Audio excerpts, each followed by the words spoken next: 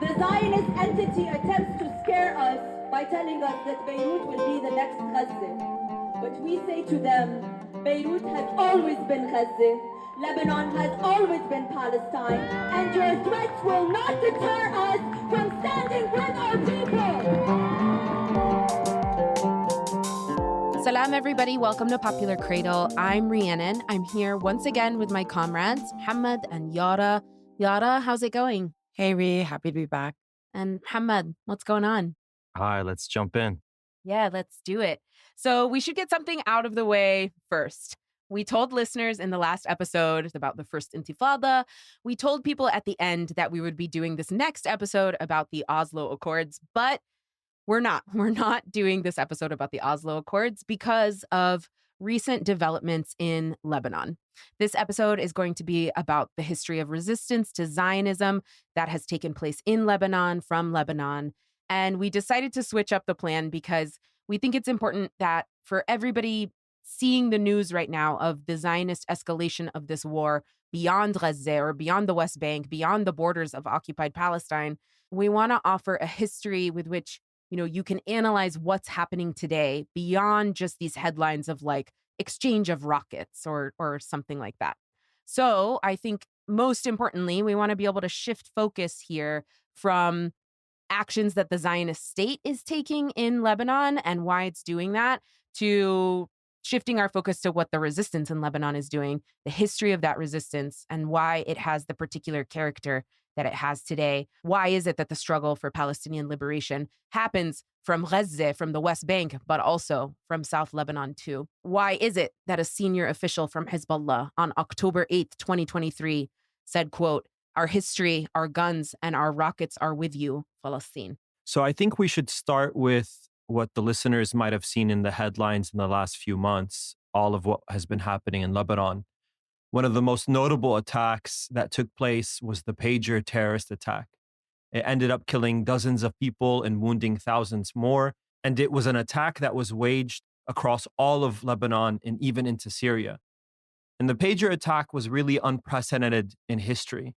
The Israelis were able to infiltrate a supply chain route for a commodity or product used by everyday people. Yeah, the bombing of Idahya, you see, 2,000-pound bunker buster bombs being used, flattening residential buildings, targeting civilian infrastructure. We have seen more than 1 million people being displaced from the south of Lebanon. And we have also seen over the past several weeks another attempted ground invasion by Israel into South Lebanon. Right. And in one of those attacks on the Dahiya, what we saw was the assassination of Hezbollah's General Secretary, Sayyid Hassan Nasrallah. And this is coming on the heels of an entire year of confrontation between Lebanon and the Zionist entity.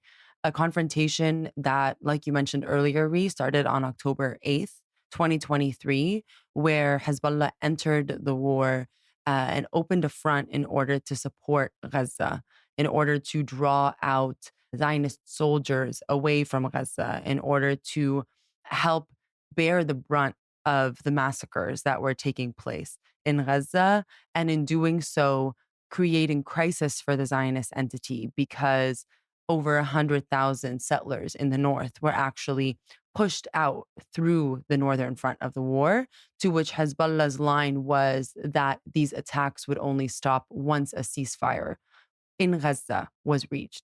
But this isn't the first time that we see Lebanon in direct confrontation with Zionism, and this isn't the first time that we see the fate of Palestine and Lebanon intertwined. Yeah, we should delve into that history, the history of Lebanese resistance to Zionism. But there's a lot of places where we could start that story. We could start that story literally with the Sykes-Picot Agreement in 1916, in which the British and French partitioned the Middle East, drew borders, split control between themselves as colonizers. We could, of course, start the story in 1948, when more than 100,000 Palestinians expelled from Palestine fled to Lebanon. We could start it later in 2006, when Israel tried invading and occupying Lebanon again. But I think for our purposes for this episode, we're choosing to tell this story through Lebanese resistance to the Israeli invasion of 1982 and these early years of Hezbollah, because that resistance was transformational to Lebanon and to the region.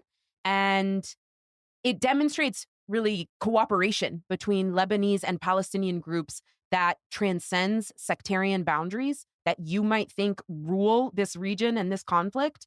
And also, it's really a prelude to the first Intifada in terms of resistance against Israeli occupation. And at a time when Palestinian resistance was exiled from Lebanon in the early 80s, it shows Hezbollah taking up that torch in their own right to battle Zionism and imperialism. So that's where we're starting. There's actually this idea about Hezbollah that its formation was simply a reaction to the Israeli invasion and occupation of Lebanon in 1982. And obviously, there's some truth in this. Hezbollah did not launch until after this invasion, but it's also a much more complex story than that. What we really want to explore in this episode is what were the conditions that actually led to Hezbollah's emergence?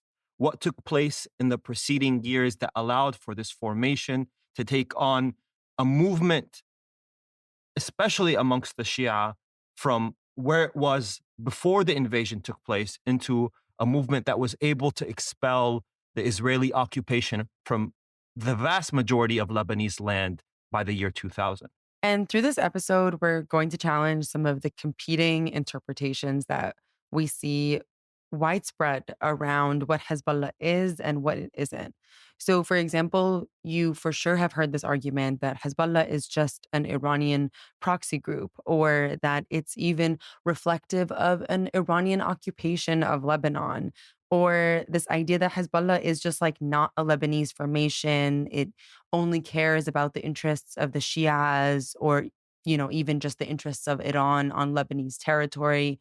And it's really important to note that these interpretations are oftentimes coming from imperialist media, and they're being formed with a very specific agenda. And that agenda is to misconstrue Hezbollah's history and its current role in Lebanon. It is to try to attack Hezbollah's support base and to isolate Hezbollah and, by extension, isolate the Palestinian struggle. Yeah, let's jump in. Let's talk about some of these conditions that led to the formation of this particular Lebanese resistance group. So you have definitely heard, if you've heard anything about Lebanon, you've heard this idea of sectarianism. And there's a specific kind of Lebanese sectarianism that existed before 1982 in Lebanon called the confessional system. And the confessional system here is essentially a merging of religion and politics. In the case of Lebanon specifically, confessionalism presents itself in the most simplest way as the requirement for a Maronite Christian to be president, a Sunni Muslim to be prime minister, and a Shia Muslim to be speaker of parliament, which reflects the division of society and the division of politics and power through religious sects. And while forms of sectarianism existed before the French Mandate of Lebanon, or like the French colonial period, sectarianism was formally institutionalized by the French as a way to maintain and entrench a class system. And this is really common for the French, right? Like when they would colonize land, they would oftentimes use and institutionalize religious or ethnic divisions in order to divide and conquer and allow for their rule and their influence to continue even after these nations acquire independence. What the French did is essentially play on existing divisions mediated through class around whether it was the distribution of wealth, of land, of rights, of political power, of access to the West that already existed within Lebanon and was further entrenched through this colonial period through formalizing it in the political sphere. And here what we have is essentially a demographic division within Lebanon of Sunnis, of Shia, of Druze, of Maronite Christians. And each of these different groups occupy a specific class within society. Yeah. Now, obviously, it doesn't fit neatly. And this is why we say here, class is mediated through sectarianism. And so to the extent that you have this landowning class or a working class reflected through a specific demographic, the political system allows for that class system to perpetuate itself because it reinforces the rules, the laws, and the distribution of wealth and land for those specific sectors that are then tied to the colonial West. Yeah, and actually, this is really critical for us to understand the rise of the Lebanese Shia resistance, because we have to look at the long history of dispossession and of neglect that they faced within Lebanon. Since the 1920s, the Shia communities in the south were placed under British and later Israeli territorial influence through colonial agreements and through Zionist pressure. After the Nakba of 1948, Lebanese villages all across the border, such as Houla, suffered massacres, land grabs, and were forced into surveillance zones. The 1949 armistice formalized the loss of large areas of Lebanese land to the Zionist entity, leaving many Shias in the south vulnerable and without security. Economically, the Shias were already struggling under Lebanon's economic policies, which funneled resources and development away from rural areas like the South and the Bekaa, and the state's negligence left most of the South and the Bekaa area without basic infrastructure like roads, electricity, and medical services. For years, Shia children had limited access to schooling, and the community lacked the kinds of economic opportunities that were available in, for example, a place like Beirut. By the 1950s, even after Lebanon acquired independence, the Shia continued to face intense poverty, and this level of marginalization combined with Israeli violence created a fertile ground for organized resistance as Shia communities in Lebanon increasingly saw the need to defend their lands, to defend their livelihoods. After decades of these conditions, some of the Shia of the South and the Bekaa began to migrate into Beirut in search of work and in search of safety. And this produced slums in Beirut that would later be called the Belt of Misery. And this is also in part what produced the Dahi neighborhood that we have been hearing a lot about in the news over the last few months. The Shias who were leaving the South, some of them settled into the Dahi, creating these tight-knit communities, but also some of them ended up settling into Palestinian refugee camps. We really can't talk about the Lebanese landscape at this time, the politics at this time, without talking about the Palestinians who were in refugee camps in Lebanon. We mentioned at the top of the episode that during the Nakba, 100,000 Palestinians came into Lebanon. Thousands more entered Lebanon throughout the 50s and 60s. And, most of those Palestinian refugees in Lebanon were Sunni Muslim. And the status of Palestinian refugees in Lebanon is really important. Similar to the Shia Muslims in Lebanon, Palestinian refugees in Lebanese society represented the working poor. And with that class status, that put them in close proximity to those Shia. As the Shia population was experiencing the conditions that you just talked about, Yara, many Shia youth joined progressive and secular movements, and they linked up with Palestinian resistance groups, which at this time really added to the Lebanese government's alarm at the shifting class politics in this sectarian system. And this class system then maps onto the politics of Lebanon, which would eventually result in the outbreak of a civil war in 1975, a civil war that would last for nearly 15 years. And the Lebanese civil war is often understood or described as a sectarian civil war because of the way that the class system is mediated through sect. But I believe it's better understood as a class war or a class conflict or a division that pits those who are aligned with imperialism and reaction in the region and those who are fighting against imperialism for independence, sovereignty, under a banner of anti-imperialism, seeking to transform this political system and for some to completely revolutionarily overthrow it. And, one of those groups was the PLO, the Palestine Liberation Organization, which, of course, we've talked about a few times on previous episodes. But the PLO was the main vehicle for the Palestinian liberation movement at this time. And it was based out of those same refugee camps that were putting Palestinians and Lebanese Shia in close proximity to one another in Lebanon. The PLO was waging a guerrilla war against Israel from the southern Lebanese border. And they would factor into this revolutionary struggle, with some of the Palestinian factions within the PLO intervening directly, taking up armed struggle from the outset, from the initial moments of the war in this fight against imperialism. And one of the main parties that would take up the side of advancing imperialist interests in Lebanon is the Kata'ib Party, also known as the Phalangists. And this is a Christian right wing political party, a Maronite party that was founded in 1936 by Pierre Gemayel. And this party drew inspiration from European fascism, from the fascism in Spain, from the Nazis in Germany, even.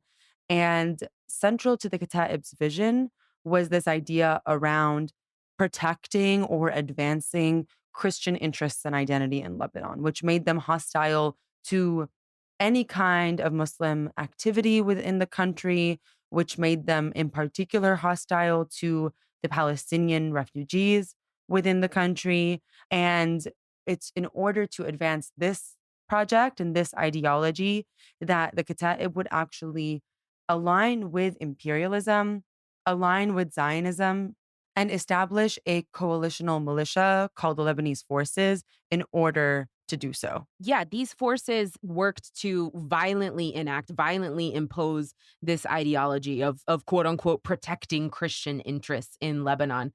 From the earliest days of the civil war in Lebanon, the Kata'ib party and these forces would set up checkpoints across Beirut where they were restricting freedom of movement, where they were checking people moving through the city. Are you Palestinian? Are you Muslim? Or are you Christian? Yeah, I mean, I actually grew up to stories about these very checkpoints. Like, half of my family's Palestinian who lived in Lebanon through the civil war, and we grew up to stories about how when you'd cross these checkpoints, there would be attempts to pick up on your dialect. They would make you say specific words that Palestinians say differently. For example, like tomato, which in Lebanese would be banadura, but in Palestinian is bandora. Yeah, and these checkpoint stops, these interviews, these detentions, it would turn into kidnappings. People were disappeared by these forces and killed by these forces. But it's important to highlight that there was a competing coalition to the Lebanese forces. What represented the left or the anti-imperialist bloc or the currents within Lebanon seeking to transform this sectarian political system and the class dynamics was the Lebanese National Movement, or LNM. It was led specifically by a Druze party called the Progressive Socialist Party, who was headed up by Kemal Jumblat. Within this coalition, we had the various other political currents within Lebanese society represented, who reflected the different sects, but through a political vision as opposed to a confessional one.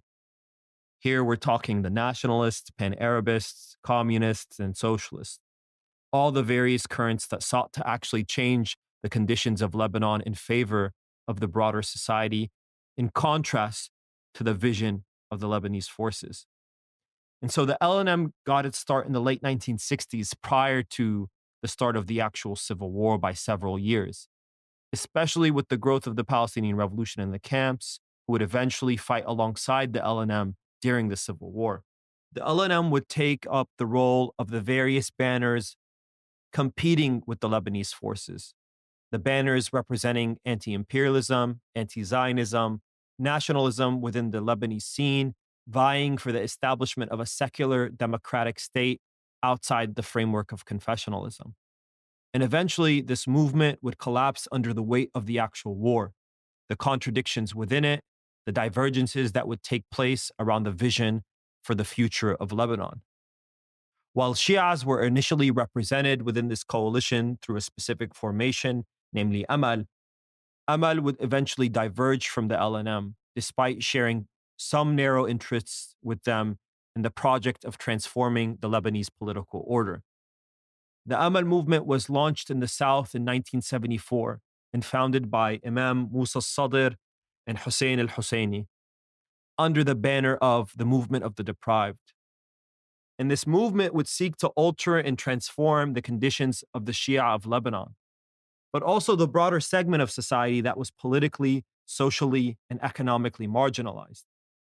Amal actually represents this point that I made earlier, that class is mediated through sectarianism, and that Amal was primarily Shia, but its goals were about transforming a specific class. Amal would come to play an important role for the emergence of Hezbollah in the 80s, following the invasion of Lebanon by the Zionist entity. Yeah, let's talk about how we get from the era of the LNM and Amal to the development of Hezbollah. Like you said earlier, Muhammad, some people try to say Hezbollah is just a reaction to the 1982 invasion of Lebanon by Israel. That's a pretty big simplification, but at the same time, it can't be denied that the invasion of Lebanon was critical to Hezbollah's emergence. Yeah, I mean, it's clear that this was a huge factor in the establishment of Hezbollah. In fact, Secretary General Sayyid Hassan Nasrallah goes so far as to say, and I quote, had the enemy not taken this step, and here he's referencing the occupation, I do not know whether something called Hezbollah would have been born. I doubt it. So why did Israel invade in 1982? As we've previously mentioned in this episode, the Palestinian liberation movement was launching guerrilla attacks from Lebanon. The PLO's headquarters were based out of Beirut.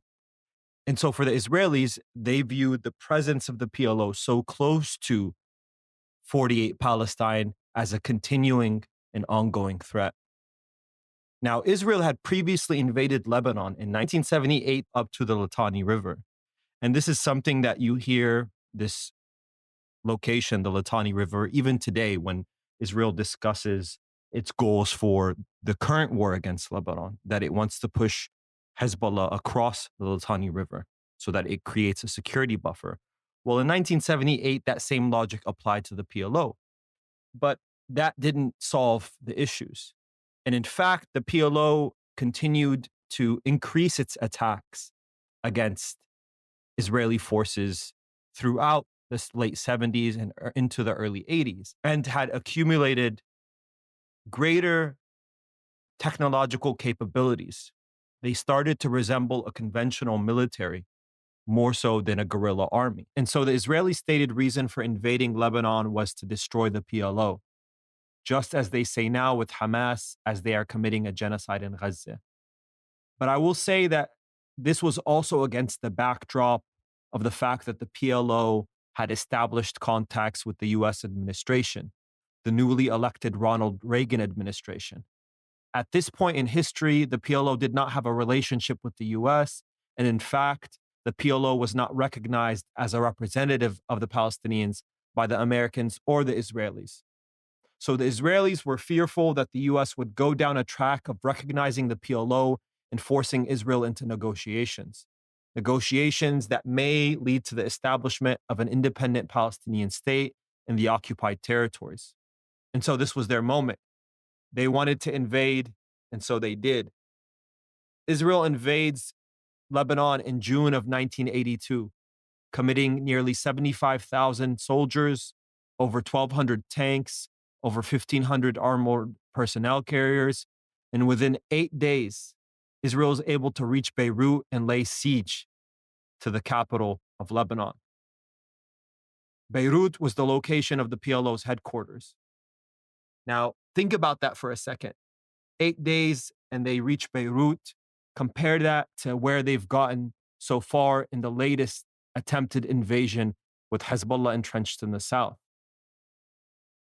Now, Israel invaded Lebanon and besieged Beirut for 3 months until the PLO was eventually expelled through an agreement relocating them to Tunisia. And so the main goals that Israel was able to achieve through this invasion was the destruction of the PLO and its expulsion, driving in areas of the south, Syria, which had invaded Lebanon in the mid-70s, installing a Zionist-backed Christian-dominated government.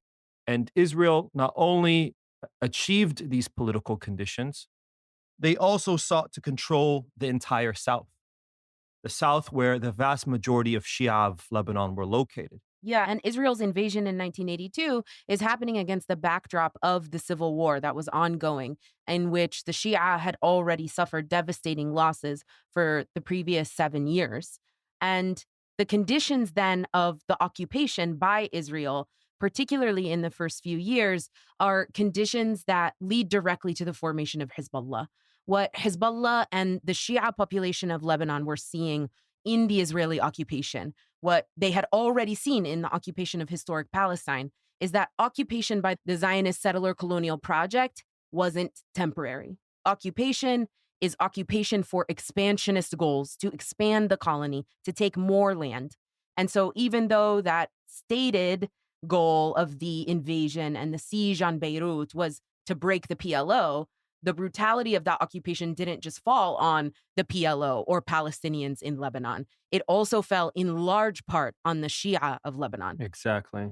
During the Israeli invasion, 80% of villages in the south of Lebanon were completely destroyed. And this is where the Shia population in Lebanon is based. This is total destruction of their homes and their entire villages. In the massacre that occurred in September 1982 at the Sabra and Shatila refugee camps, that massacre that every Palestinian, and I would imagine every single Lebanese knows about, grew up hearing about, in which Palestinian civilians, mostly women, children, elderly, they were slaughtered by Phalangist forces who were backed, of course, by the Israeli military. Actually, 1/4 of those killed in that massacre were Shia. And in October of 1983, the Israeli military desecrated an Ashura ceremonial procession in Nabatiyeh, Lebanon. They drove military vehicles into that sacred Shia religious ceremony. They killed one person. They wounded many others. And Israeli forces, along with the South Lebanon Army, which is a group of Lebanese soldiers who defected from the official Lebanese army and became the main Lebanese collaborator in the occupation of the South. While all of this is happening, they were arresting and imprisoning not just Palestinians, but also Shia Lebanese into notorious prisons that were sites of unimaginable, horrific torture. Those prisons were called out at the time, in the 80s, by human rights organizations and governments all around the world. And it's in those cages that between 1983 and 1985, it's estimated that half of South Lebanon's male population was imprisoned at one point or another over those 2 years. So, these are just examples of the brutality, the death, the loss, the suffering that was enacted on the Shia through the Israeli invasion. And so while that's happening, and it's clear that the invaders are not ever going to leave unless someone fights back, and it's clear that the occupation is literally starting to build the infrastructure, the military outposts, the roads that could pave the way for future Israeli settlements in Lebanon, all of this is more layers on top of the political landscape and everything else that we've talked about that gives rise to Hezbollah. So you had the direct impact of the Israeli invasion in creating such violence that would be met with Shia resistance.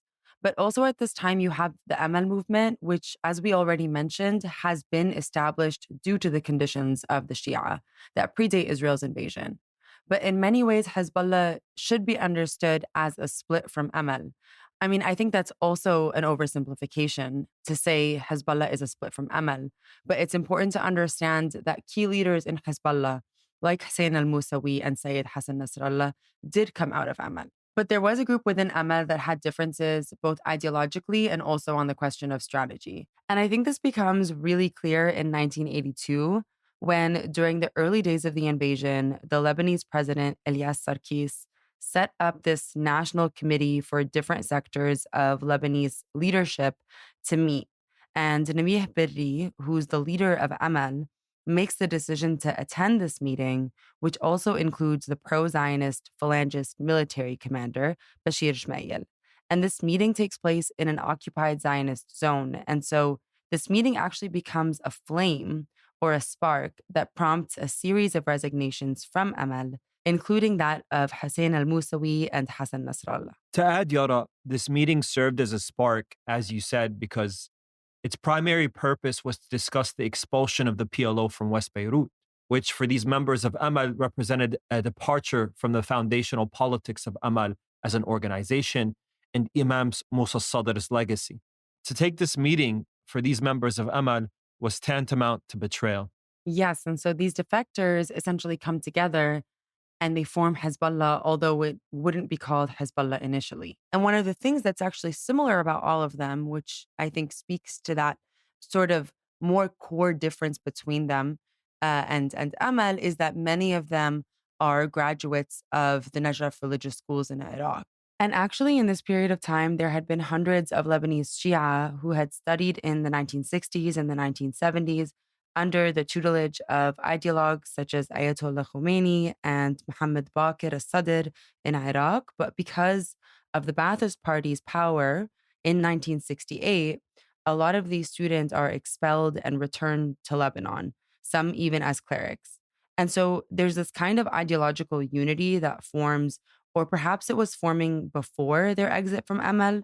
an exit which was accelerated by the disagreement with Birri. And of course, all of this is happening at a time when we're talking just a few years after the Iranian Revolution, which is a contributor to the ideological development of the group that would become Hezbollah. We can't understate the importance of the Iranian Revolution and the role that the ideology developed by Ayatollah Khomeini played in all of this. His students would carry much of what they learned into the creation of Hezbollah. Yeah, so let's get into Hezbollah's ideology. First of all, Hezbollah translates into the party of God, Hezb Allah. And this name draws from the Quran, which speaks about Hezbollah, the party of God, which will be victorious against Hezb Shaitan, the party of Satan. And they draw from the Quranic verse from Surah Al-Imran, chapter 3, verse 104, which says, quote, "Let there arise among you a band of people who enforce the common good and forbid evil." And this is actually a fundamental pillar of Hezbollah's constitution. For Hezbollah, enforcing the common good means mobilizing all forces of society to create conditions that benefit all of society. And to forbid evil or wrongdoing means eradicating all forms of oppression, whether it be exploitation or land theft or so on. And we see this understanding reflected now in Hezbollah's statements, which begin with another Quranic verse from Surah Al-Hajj, which roughly translated says, quote, "Permission to fight is given to those who are being fought because they have been wronged. And indeed, God is competent to give them victory." But beyond this Quranic understanding of good and evil, Hezbollah draws from Khomeini's conception of mustakbirin, meaning oppressors, and mustad'afin, meaning oppressed. But for Khomeini and for Hezbollah, this actually differs from some traditional understandings which treat these categories as referring to believers and non-believers. And instead for them, the category of oppressed refers to those who are socially, economically, and culturally deprived.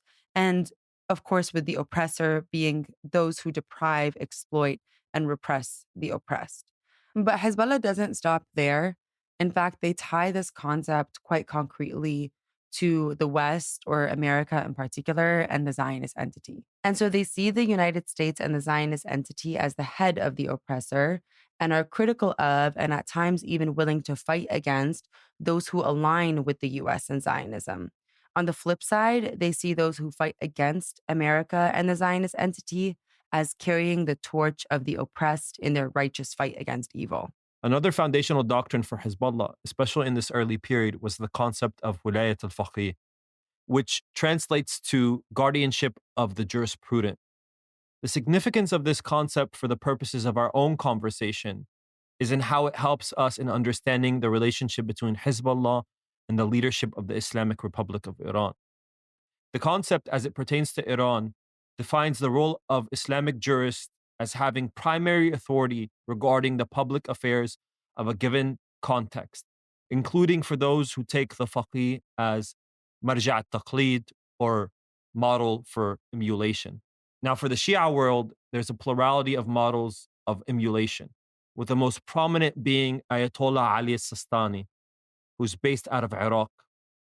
It is important to note here that wilayat al-faqih actually differs from a marja', and it is a concept that is not accepted by all Shia. And in fact, Ayatollah Sistani, for example, disagrees with it. But for Hezbollah, it is integral to their own intellectual foundation and understanding of the relationship between jurists and the state. What this means is that Hezbollah views the supreme leader of the Islamic Republic of Iran, first Ayatollah Khomeini, and then now Ayatollah Ali Khamenei, as the primary intellectual and religious authority for Hezbollah organizationally. This does not mean a loyalty to Iran or its interests as a state, but a religious adherence to the foundational views of the supreme leader of the Islamic Republic. So in moments where Hezbollah as an organization must answer important questions that implicate religious jurisprudence, such as, for example, the use of a specific tactic, like martyrdom operations, or whether something is a cause for war, leaders in Hezbollah would seek the guidance of Ayatollah Khamenei and apply his interpretations to their decisions.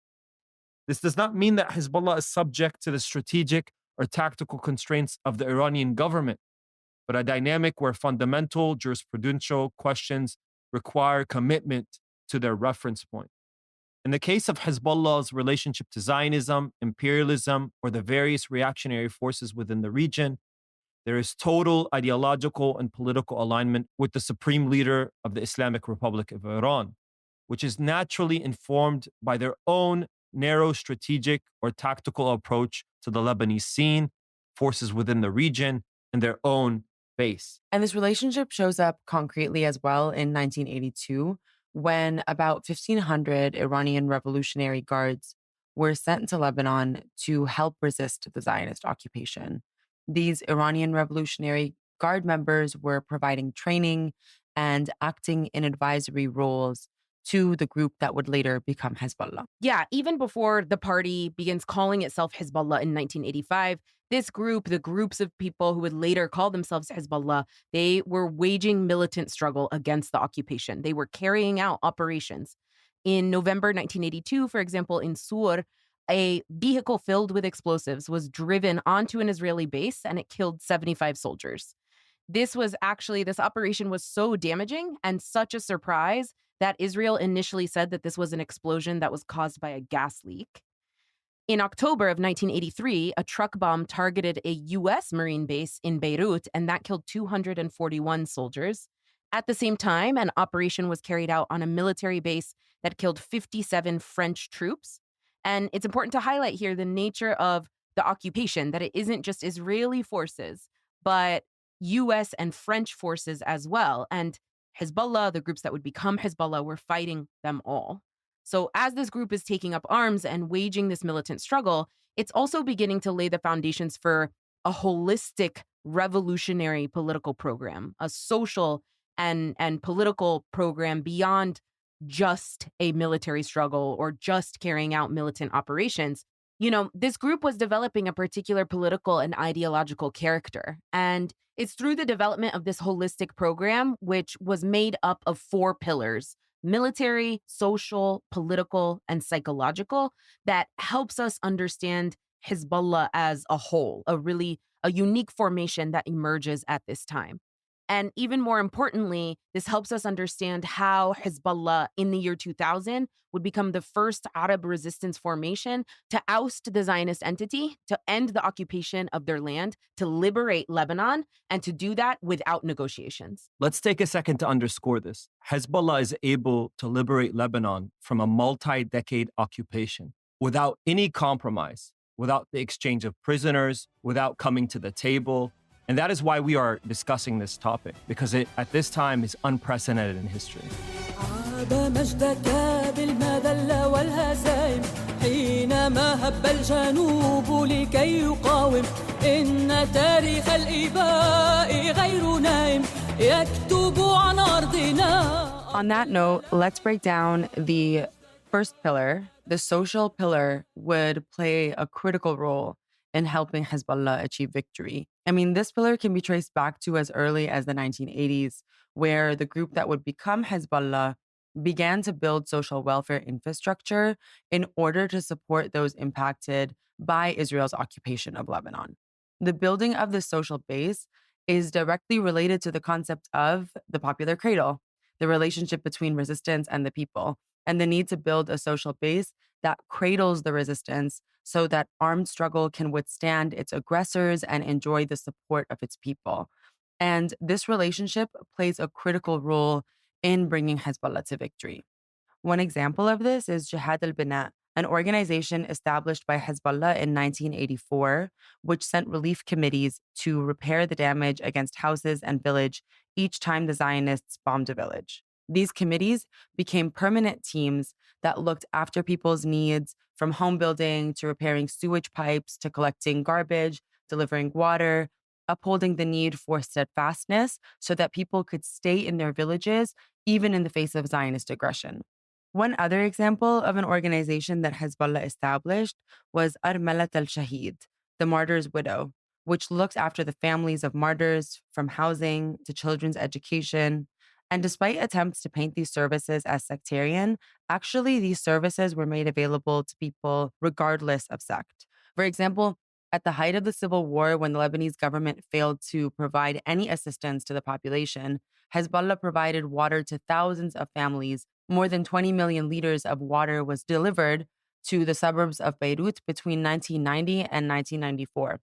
And women from all religions sometimes would choose to have their children in Hezbollah-run hospitals as the services there were better and they were cheaper than Lebanese state hospitals. And so I think through this social pillar, we can see clearly the formation of state services by this non-state actor. And this is actually super important because it speaks to how social services and the economy generally are central to the path of anti-imperialism. In a country like Lebanon, where the banking system and governance are completely embedded in a global system that is set on dismantling anti-imperialist struggle, armed revolution, and so on, it's critical for resistance actors to develop counter governance and a counter economy that can challenge both the economic and the military legs of imperialism. Yeah, we can see quite clearly how this alternative economic structure that Hezbollah has built, which supports the popular cradle, is seen as a threat to Zionism. In the past several weeks, we've seen Qard al-Hassan become a target of Zionist bombings in Lebanon. And Qard al-Hassan is a financial institution that was founded on Islamic principles that Hezbollah launched in 1983. It offers interest-free loans for essential needs, and it serves all communities, no matter people's religion, right? From Shias to Sunnis to Christians. You see in Qard al-Hassan that it is one piece of this social pillar that makes up Hezbollah's program. I think this strategy that you described, Yara, in terms of Hezbollah being able to advance unity and this occupied society divided by sectarianism, required a banner of resistance that transcends Hezbollah as an organization. Hezbollah provided a vision for Lebanon that not only Shia would support, or those aligned with it narrowly, but broader Lebanese society would support, even if they couldn't win everyone over. If Hezbollah was to advance its vision, it would have to do it within the confines of the Lebanese political landscape as it existed in that moment, not through an idealist vision of how they believe things should function. And so, beginning in the early 90s, Hezbollah took on this campaign of infitah, which is basically opening up themselves to Lebanese society and participation in the Lebanese state.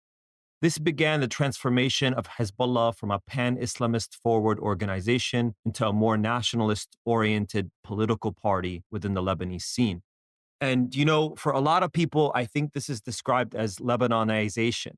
The idea here is that the development or the making of Hezbollah into a more Lebanese formation than a Shia formation or an Islamic formation. But in reality, it was part and parcel of this broader strategy that tied its ideology of confronting Zionism, imperialism, and colonialism to its domestic approach. Wow, that's really interesting, Muhammad, especially when we hear all of these criticisms about Hezbollah, precisely critics who say that this is not a Lebanese formation or that this is a formation that is not interested in Lebanon's national interests, and being able to look both at its social and its political approaches, right? These elements of its strategy, and see quite clearly that Hezbollah is acting in service of a Lebanese nation's interests or a particular kind of Lebanese national interests. Yeah, I think one of the more prominent examples of its desire to sort of open itself up and participate within the Lebanese political landscape is its decision to enter into parliamentary elections in the early 90s, which resulted in them winning 12 seats in the 128-member parliament. This can be seen as seemingly at odds with the concept of Wilayat al-Faqih, which is predicated on the push for the formation of an Islamic Republic in Lebanon. But Hezbollah found it necessary to accommodate their outlook to the reality of the Lebanese context, which had a primary focus on ending sectarianism and resisting occupation, which itself required legitimacy after the Ta'if Agreement of 1989 ended the civil war and required disarmament for the vast majority of militias in Lebanon. Related to infitah or opening up, they took on an approach of trying to engage the various other sects within Lebanese society. Hezbollah in the 90s saw a need to engage the Maronite populations, for example, a segment of Lebanon that largely saw Hezbollah as a threat to them. There's this moment where officials from Hezbollah would go on to meet with the Maronite patriarch, Nasrallah Boutros Sfir, someone who would ultimately remain antagonistic to Hezbollah, but they went to engage in reconciliation following the end of the civil war.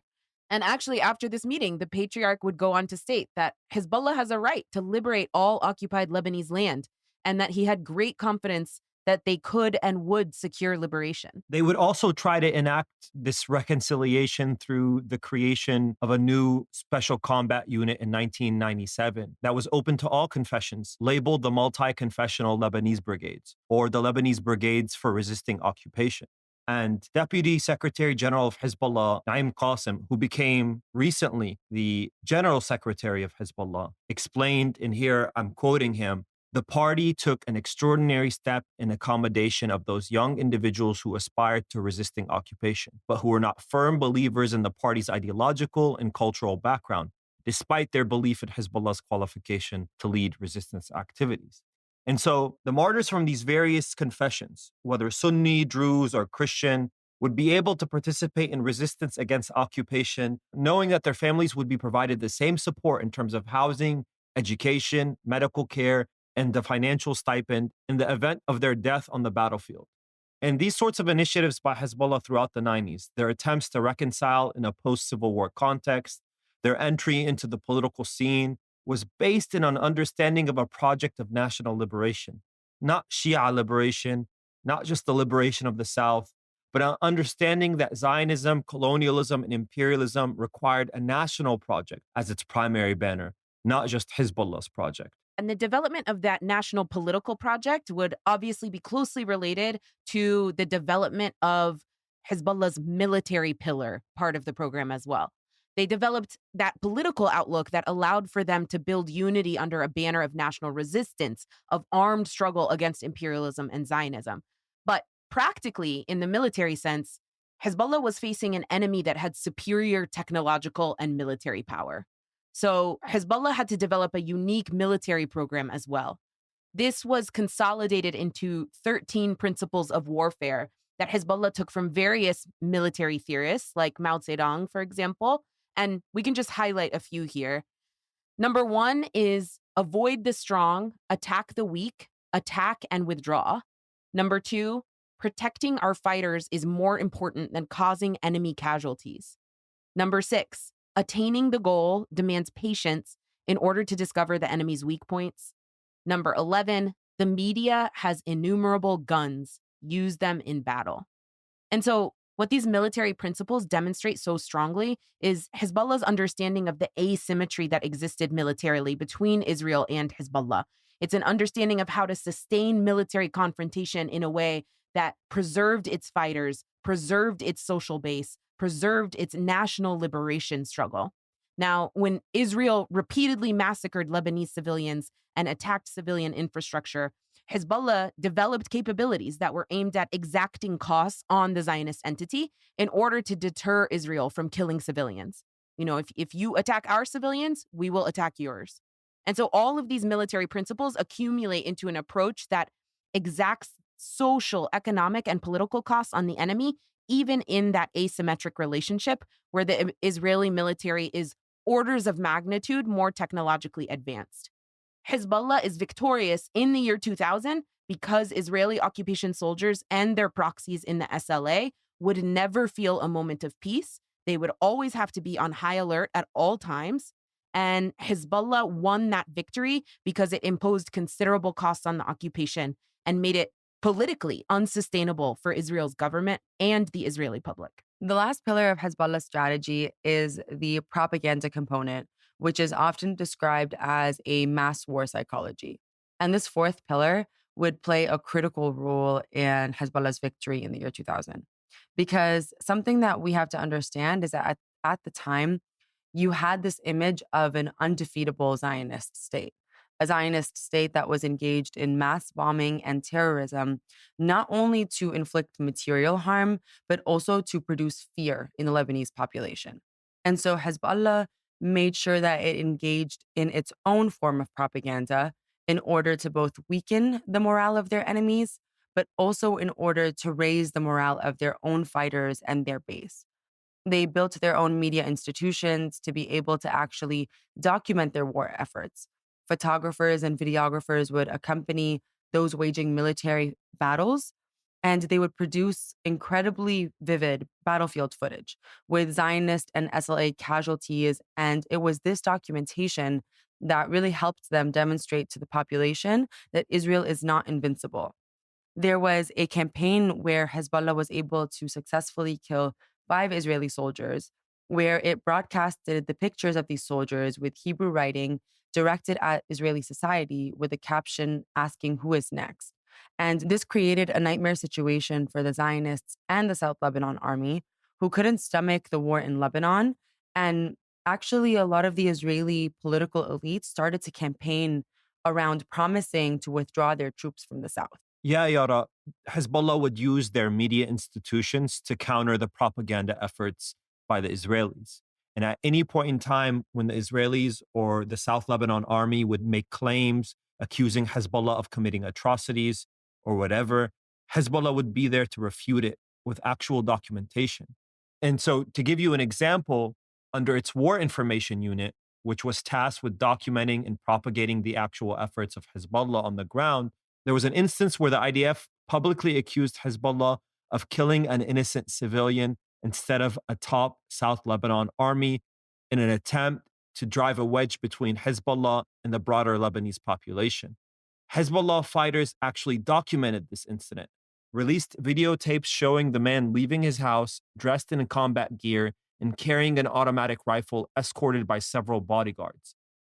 In the video that was screened on Hezbollah's Manar TV, he was shown getting into a van that Hezbollah would later destroy with a roadside bomb. And it wasn't just the media apparatus that Hezbollah built that allowed for them to raise morale and engage in psychological war, but it was also their ability to introduce ideological interventions like the concept of iman, which means faith, and the concept of istishhad, which means martyrdom. And so you had the power of iman and the yearning for martyrdom that provided so many of Hezbollah's fighters with the moral compass needed to continue the battle, even in moments of extreme difficulty. And actually, Nasrallah often used this term, Ma'arakat al-Wa'i, which means the battle of consciousness. And this speaks to 2 kinds of battles. The first is the war that the Zionist entity is waging against the Lebanese people. And the second is the need for the people to take up the battle of consciousness in support of the victories of the resistance and to ensure that they keep these victories alive. And those victories accumulate, and the ultimate victory is commemorated on Victory Day, on Liberation Day in Lebanon. On May 25th, 2000, the people of South Lebanon watched as the Israeli occupying forces retreated past the border, left their lands physically and totally. I was so happy and afraid these people would leave again. It was the best day ever, the day of May 21st. That included not just Israeli officers, but also officers in the SLA, the South Lebanon Army, that Comprador class, the Lebanese who sided and fought as proxy militia for the IOF. They followed the Israelis into Israel and left Lebanon as well on that day. The masses celebrated on Liberation Day the doors of Israeli-controlled prisons breaking down. In a few seconds, the doors were opened and prisoners' families came in and freed us. We couldn't believe it. Literally, the prisoners who had been kept in solitary confinement for months or years, tortured in these Israeli prisons by Israeli or phalangist military officials, walking out of prison for the first time in years, rejoining their families and being released not just to their own personal freedom, but to their country's freedom, their country being liberated. Our families gathered in Saf al-Hawa and welcomed us with joy. It was a very touching moment.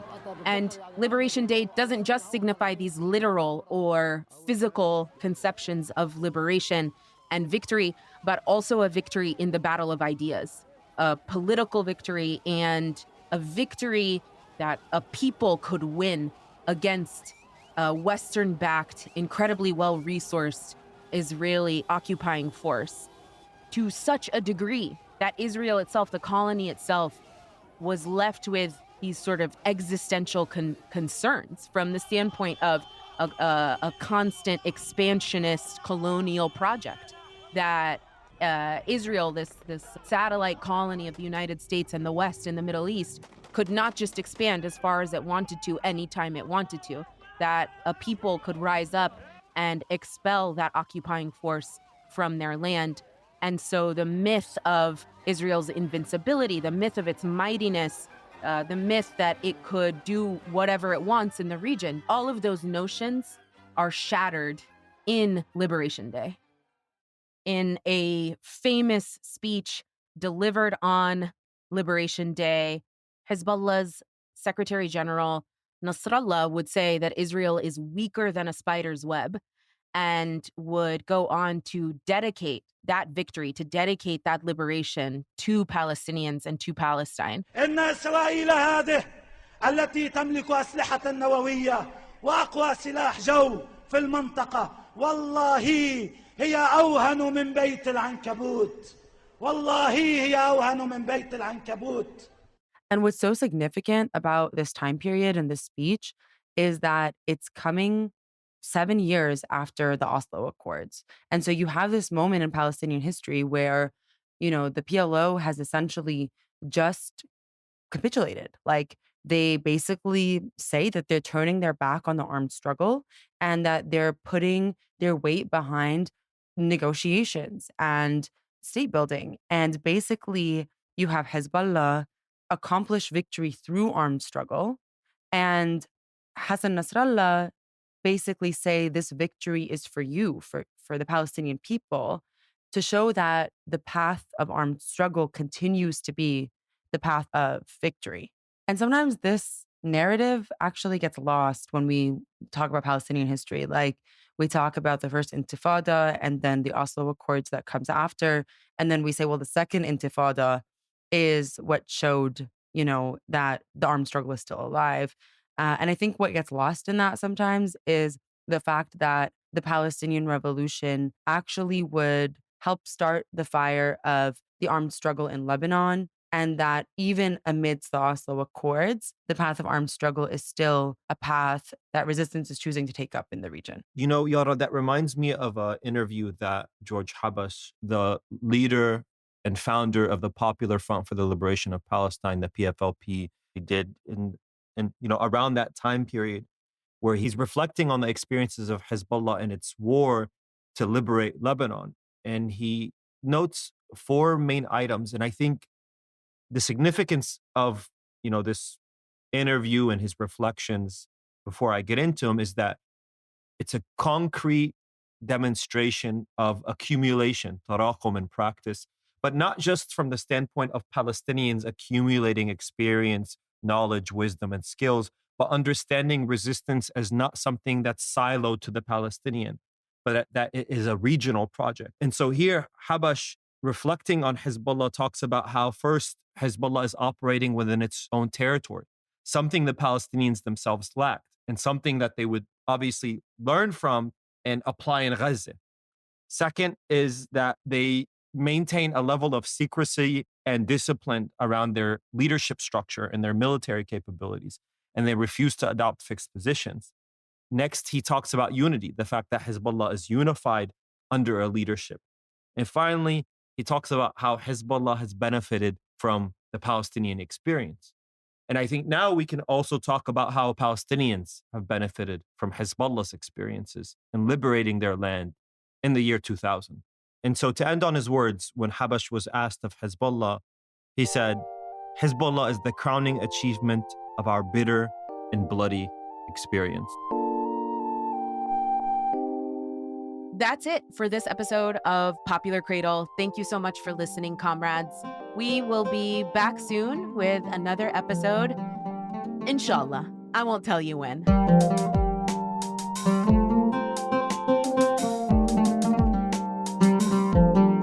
Popular Cradle is made in partnership with the Palestinian Youth Movement. Thank you to the many people who contributed to the making of this episode. Our editor is Soraya Shockley. Our artwork is by Shenbi G and Vivek Venkatraman. Our theme music is composed by Salma Talib and performed by Clarissa Bitar and Hisham Jarmakani. Follow, like, and subscribe to us on social media at Popular Cradle. That's YouTube, Twitter, and Instagram at Popular Cradle.